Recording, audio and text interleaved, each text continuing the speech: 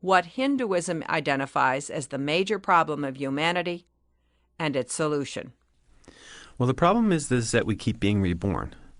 So in Hinduism develops this idea of samsara, and what samsara means is wandering through or flowing through. And what you're wandering and flowing through is multiple lifetimes. So we're born, we live, we suffer, we die, and we're reborn. And that's seen to be not an opportunity like it is for many who believe in reincarnation in the West, but as a difficulty, as the problem. And we want to get out of that, and we get out of that through moksha, which is spiritual liberation, recognizing the unity of the human self with the divine reality through some manner or method, and that sort of pops us out of this cycle of life, death, and rebirth. And you say that Hinduism, of all the major faiths that you study, is the least dogmatic and the most diverse internally. That's right, because Hindus have had a strategy of meeting with other religions, and they've met with so many of them over the years by basically accommodating and including them. So instead of saying, no, we have the one true God, your God is false, they say yes, and they bring them in. And so Hinduism over time just becomes, rather than getting sort of more defined over against its enemies, it becomes more and more inclusive of them. So as the Buddhists arrive, then the Hindus say, oh, well, Buddha, he's a incarnation of Vishnu, our god Vishnu. Or, oh, here comes Jesus. Oh, he's an incarnation of Vishnu also. And there isn't a pope, there isn't a creed, there isn't a sort of centralized structure that's able to define orthodoxy, nor is there much interest in defining orthodoxy. And so it's just this real big tent of a religion, Hinduism. Now, let's talk for a minute about the origins of Hinduism. When can you date it from? And I believe it emerged in the Indus Valley of India. Yeah, it goes back really far. I mean, it's one of our most ancient religions. We have this sort of proto-Hinduism or of a pre-Hinduism that's called Indus Valley civilization that maybe goes back to something like 2500 to 1500 BCE, before Jesus. And here we have sort of hints of the possibilities of Hinduism. We don't have a sense of the idea of samsara and moksha that I just described, but we have some female goddesses that may have been worshipped. We have some images of possibly divinities doing something that's like yoga. We have animals that seem to be sacrificed. We have ritual bathing. We have some building blocks of Hinduism, basically. And there's no, one person you can name as a founder of Hinduism. Like you could talk about Confucius or Jesus or Mohammed or something. That's right. It just sort of recedes back into ancienter history. We don't have a founder. Part of the title of this period, though, is Bhakti Yoga, and a lot of us connect yoga with Hinduism. And, of course, a lot of people today use yoga for everything under the sun that doesn't have anything to do with religion. They do it for well-being, to lose weight, for whatever. What's the connection of yoga to Hinduism? Well, yoga is a discipline. So the classic goal for yoga in ancient Hinduism, and it is a Hindu practice, would be to achieve that union of self and God. So it's related to the word yoke. So you yoke the self to God in order to achieve moksha, in order to achieve spiritual liberation, to realize the deathless, eternal part of yourself and to yoke it to the deathless, eternal reality out there, which is Brahman. Now, in terms of religious texts, there are the Vedas, the Upanishads, but the one that's considered the most important, I believe, in Hinduism is the Bhagavad Gita, which is, you say, a dialogue on the ethics of war. Can you talk about that book? Yeah, so what happens, which to me is fascinating in the development of Hinduism, is you move from scriptures in the Vedas, which are ritual manuals, to scriptures with the Upanishads, which are philosophical texts, to stories, to epics. And the tradition really now becomes more of a narrative and storytelling tradition. And these are massive stories, like in the Mahabharata, which is the broader text that the Bhagavad Gita is a teeny piece of. These are many, many times over the length of the Bible. And in the Bhagavad Gita, what you have is a war between two families, and you have this person, Arjuna, who's in the Pandava family, and he's about to go to war, and it's his duty, according to the caste ethics of Hinduism, as a warrior to fight. But he realizes that as he goes to war, he's going to be fighting with his kinsmen, with his cousins, and he's going to have to kill them, and that's not good, you know. So he's sort of caught between two duties. And he gets in basically a philosophical discussion with his charioteer, who turns out to be Krishna. This is a lovely thing about Hindu epics, is that you never really know who's who. You know, people can sort of shapeshift and take different forms, and it's fascinating. So anyway, and the argument becomes, you know, fight and do the war, says the charioteer, who is Krishna, but don't be attached to the fruits of your actions. In other words, give them up to God. And it develops in this text a new way of being a Hindu, where you can get to the goal of moksha through a kind of renunciation of philosophical Hinduism, but you can also get there by loving God, and you can also get there by action in the world. And so it opens up the Hindu religious goal to all kinds of people, including warriors, including everyday housewives and husbands. Now, is Hinduism linked at all to the caste system in India? Oh my gosh, I get in so much trouble about this. I had a little fight in D.C. the other day with a Hindu about this.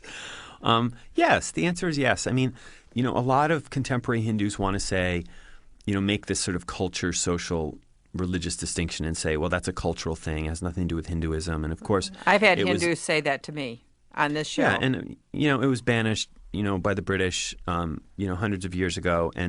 But it persists. And if you're in India, everybody in India knows the caste of everybody else. I mean, it's quite astonishing.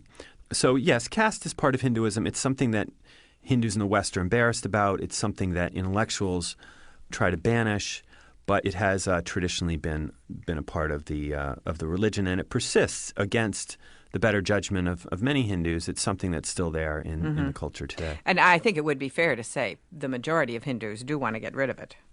Well, they want to get rid of it, but they don't want their kids to marry outside of their caste. Oh, okay. So, that's I mean, the tradition in India. Well, it's the tradition in America, too. I mean, my students at Boston University are pretty much marrying inside their caste. Now, the gods of Hinduism. There are many, and they're colorful. In fact, this is probably the most colorful of all the religions that you describe. You know, you have Ganesha, who has the head of an elephant. You have the woman who's dancing with, I forget, 8 arms, I think it is. Who are these gods? Describe that pantheon, if you will, in Hinduism. Right. Let me say quickly that there are many Hindus, both in America and in India, who say there's only one God in Hinduism. So there's a fascinating debate about whether Hinduism is monotheistic or polytheistic. On the surface, it certainly seems to be polytheistic, because you have all these gods, and they talk to each other, they fight with each other, they tease and trick each other. They have these fabulous epics written about them. And on that level of multiple gods, there's often said to be a trinity, where there's Brahma, the creator, Vishnu, the sustainer, and Shiva, the destroyer. So when the world needs to be created, that's Brahma's job. When the world needs to be sustained, that's Vishnu's job. When the world needs to be destroyed, that's Shiva's job. And remember this problem, this master metaphor in Hinduism of samsara, the wandering, flowing through cycle of life, death, and rebirth, that applies to human life, but also applies to the cosmos. So the world we're living in now was created at one point, but before that it was created, another cosmos was destroyed and previously created, etc. But Brahma really isn't much worshipped in India, so you're not going to find a lot of Brahma temples. Brahma is a little bit like the high god actually in the Yoruba tradition, but also the god of deism that sort of makes the world but doesn't really have much of a job. So the real trinity, I think, is really Vishnu and Shiva, and then the Mahadevi, the great goddess, which is interesting that there are female divinities in Hinduism that are very important, and this is one feature of Hinduism that's very attractive to feminists.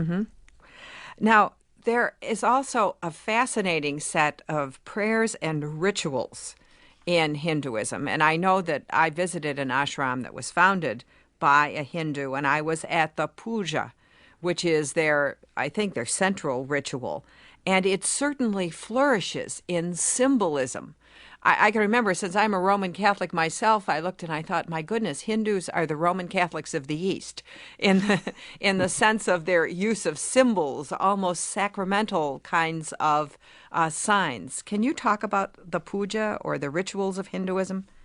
Yeah, that's an interesting comparison. I think there's something to that. I hadn't actually thought about that so much, in the sense that in Catholicism you have sacraments that you have to have stuff for them, right? You have to have bread, right, or water or oil. And similarly, stuff is part of Hindu rituals too, right? You have fire, you have rice that's given as an offering. And it's fascinating. It's amazing. If you go to a Hindu temple, they don't have services typically in the same way that you think of, you go to church at 11 in the morning. Temples are just open, and you just go by yourself with your family, and you bring an offering to the divinity, and then you're given something back. So often you'll bring food, and then you're given back this food that's kind of been made sacred by the god and by the priest. My colleague Diana Eck at Harvard has written this wonderful book about Hindu puja, Hindu ritual, where she argues that what is really the core of the puja is actually sight. In other words, that it's about seeing and being seen. And the word in Hinduism is darshan. Now, that's not like going to a nightclub to see and be seen, because you're not being seen by others. You're being seen by the divinity. And you have this moment of intimate encounter that is that devotion, that is the Hindu way of devotion, as I call it in the book, where you have this kind of love exchange between the two of you.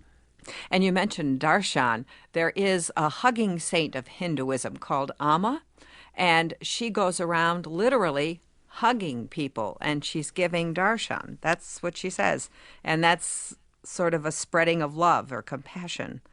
Yeah, that's right. And and she's sort of internationally famous, and I think that epitomizes the way of devotion piece of Hinduism, but it also epitomizes the fact that in Hinduism you have a kind of fluidity between who's a god and who's a human. There really isn't a distinction between the self, the Atman, the essence of the human being, and Brahman, the essence of God.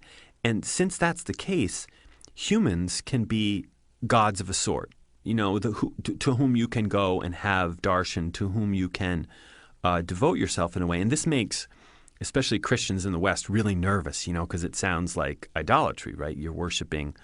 How can you worship another human being? But humans can have that capacity in the Hindu tradition. All right, and finally, how would you characterize Hinduism's influence in the world at large? It has largely been confined to India, which is interesting. We have it in Europe. We have it in the United States. We have it in Bali. But I think Hinduism is a wonderful example of how to get along across religious boundaries. I mean, the Hindus have been, because of their sort of standing at a sort of crossroads in the world, and because of their strategy of inclusion, they've been very good at cultivating conversations from ancient times with Buddhists, with Muslims more recently, and then with Christians. And Hindus are very good at this, and I think we can learn from them how to have informed, constructive conversations across religious boundaries without giving up our own religious commitments along the way. Hinduism Prothero is the author of God is Not One,